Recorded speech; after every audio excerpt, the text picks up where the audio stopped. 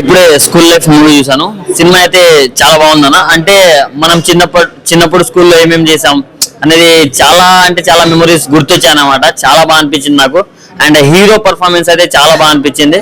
Mainly మన పులివెందుల మహేష్ గారి acting మాత్రం చించేశారని చెప్పుకోవచ్చు. అండ్ హీరో హీరోయిన్ కెమిస్ట్రీ కూడా చాలా అంటే చాలా బాగుంది. మ్యూజిక్ అయితే అసలు చాలా చాలా చాలా చాలా రోజుల తర్వాత ఒక మంచి వినసొంపు ఆయన మ్యూజిక్ విన్నట్టు ఫీలింగ్ వచ్చింది. అండ్ డైరెక్షన్ కూడా చాలా అంటే చాలా బాగా అనిపించింది.